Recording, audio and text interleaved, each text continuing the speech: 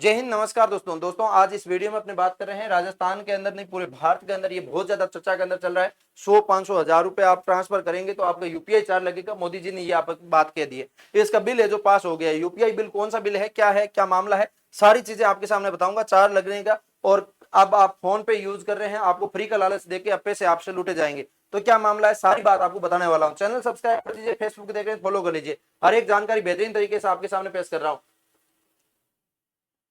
तो आप भी इसके अंदर यूपीआई से ट्रांजैक्शन करते हैं 100, 200, 500 रुपए, तो आपके ऊपर चार्ज लगने वाला है। इसके अंदर क्या मामला है, क्या नहीं है, कोर्ट के अंदर क्या हुआ और संसद के अंदर क्या मुद्दा उठाया जा रहा है, और वाकई में ये क्या पैसे आपके लगेंगे या नहीं लगेंगे, कितने रुपए पे कितना चार्ज लगेगा, क्या मामला होगा, सारी जानकारी आपके सामने पेश दूंगा। ये यूपीआई आप फोन पे, गूगल पे, पेटीएम कुछ भी चलाते हैं, ऑनलाइन पैसे डालते हैं, उसके ऊपर लागू होने वाला है। तो इसके अंदर है क्या क्या चीजें हैं, वो सारी बात आपको बताने वाला हूं। वर्तमान में चर्चित यूपीआई बिल क्या है, तो ये एक टैक्सेस एंड अदर लॉज आपका अमेंडमेंट और बिल 2026 का है, जिसके अंदर जो पेमेंट और सेटलमेंट सिस्टम एक्ट 2007 को संशोधन करके बनाए गए हैं। इस संशोधन सरकार भविष्य में कुछ डिजिटल भुगतान प्रणाली को शुल्क एमडीआर जो आपकी मर्चेंट डिस्काउंट रेट के अनुकूल अनुमति देने का कानूनी रास्ता जो मिल गया है। और इसके बाद में बात करूं, इसका मतलब आज से यूपीआई पर शुल्क लागू होने का ऐसा कोई प्रावधान नहीं है। आप पूरा वीडियो देखेंगे तभी समझ में आएगा, पूरा वीडियो जरूर देख के जाइएगा, ठीक है। अब मैं बात करूंगा यहाँ पे राजस्थान सरकार की ओर से बदलाव क्यों किया गया है। तो सरकार का कहना है कि ये अन्य कंपनी भारी लागत उठानी है, और इसके बारे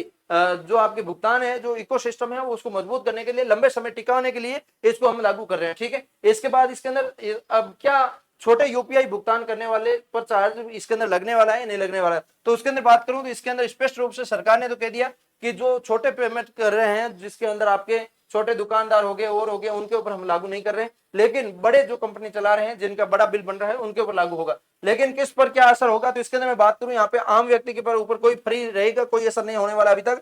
तो दुकानदार, छोटे व्यापारियों को आश्वासन दिया गया फ्री रखने का, ठीक है। चाय सब्जी ठेला वगैरह लगा रहे हैं, उनको फ्री रखने का। उसके बाद कॉमर्शियल मर्चेंट जो है, कॉमर्शियल जो बड़े उद्योगपति है, उनके लिए यहाँ पे भविष्य में एमडीआर लगने की संभावना रहेगी। और इसके अलावा बड़े वैल्यूएबल ट्रांजेक्शन करते हैं, उनके लिए भी शुल्क यहाँ संभव हो सकता है। यूपीआई पेमेंट नहीं, कोई चार्ज नहीं लगता अभी तक, इसके अंदर चार्ज लगाने की संभावना बताई जा रही है। एमडीआर क्या है, एमडीआर के मैंने पहले आपको बता दिया। ये आपकी आपकी मर्चेंट डिस्काउंट रेट जो आपकी लगाई जाएगी। जैसे कि आपकी 10,000 रुपए आप किसी को यूपीआई के माध्यम से फोन पे कर रहे हो, तो इसके अंदर आपका 0.3% के माध्यम से आपको 23 रुपए काट लिया जाएगा। इस टाइप से आपके चार्ज लगेगा। वो एक मामला चल रहा है, जिसके अंदर आपको मैं बताऊंगा आगे क्या क्या मामला उठा, क्या हुआ। तो इस सारी चीजें आपके सामने मैच करके बता रहा हूं, ठीक है। विपक्ष ने संसद के अंदर मुद्दा उठाया कि ये किसी प्रकार का बिल संसद में लाकर पारित नहीं किया गया, डायरेक्ट रूप से आपने पारित कर दिया। राज्यसभा में विपक्ष में यूपीआई शुल्क को लेकर सरकार सवाल किए, और सीपीआईएम के सांसद जो आपकी जोहन से जो यूपीआई शुल्क को लेकर सवाल उठाए। उसके बाद आम आदमी की पार्टी के जो संजय सिंह जी है, उन्होंने बिल को लेकर, यूपीआई शुल्क को लेकर मुद्दा उठाया था। और उन्होंने कहा है, उन्होंने तो आरोप लगाया है कि आपके अमेरिका के दबाव के अंदर आके ये काम कर रहे हो। ये, और इसके अंदर विपक्ष की मुख्य शर्तें हैं कि आपके यूपीआई का ठप्पों की फ्री डिजिटल पब्लिसिटी स्ट्रक्चर रूप में बढ़ावा दिया, और अब इसके अंदर अब कानूनी रूप से शुल्क रास्ता क्यों बनाया जा रहा है, ये गलत है। एमडीआर का बोझ व्यापारियों को होते हुए आपके सीधे ग्राहक के ऊपर जाएगा, लोगों के ऊपर पड़ेगा। मान लो एक दुकानदार है जिसको इस टाइप का टैक्स लग रहा है, मान लो 10,000 रुपए, 30 रुपए लग रहा है, तो 10,000 की चीज 10,000 30 रुपए में बेचेगा, वो खुद से क्यों खाएगा, वो तो है दिक्कत आएगी। तो कुल मिला के आने वाला टाइम में जो है दिक्कत किसको आएगी, आम लोगों को ही आने वाली है, ठीक है।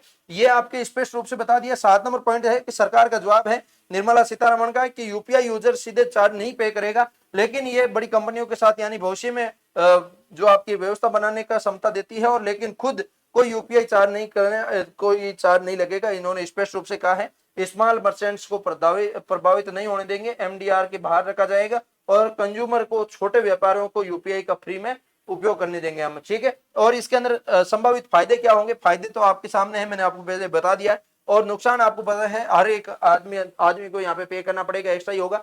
और ये संसद के अंदर कानूनी प्रक्रम क्या चला, 6 अगस्त को यहाँ पे लोकसभा टैक्सेशन अदर लॉज जो आपके अमेंडमेंट बिल 2026 का पारित कर दिया गया, और उसके संबंधित प्रावधान कारण बड़ा शुरू किया गया था। 10 और 11 अगस्त को यहाँ पे राज्यसभा में बिल पर चर्चा हुई, और वित्त मंत्री यूपीआई चार्ज को लेकर सरकार को पक्ष स्पष्ट कर दिया। 11 अगस्त को यहाँ पे राज्यसभा में बिल को मंजूरी दे दी, और लोकसभा में वापस किया, और इसके बाद संसद ने यहाँ पे मुद्दा उठाया और सारी चीजें हुई, ठीक है। और वर्तमान में स्पष्टीकरण है, तो अभी तक ये आपके अपना कंज्यूमर और छोटे मर्चेंट के लिए फ्री यूपीआई फ्री रहेगा, ये स्पष्ट रूप से इन्होंने बता दिया। ठीक है, अब इसके अंदर परीक्षा से संबंधित सवाल भी बनते हैं काफी सारे, वो सवाल भी आपके लिए बनेगा।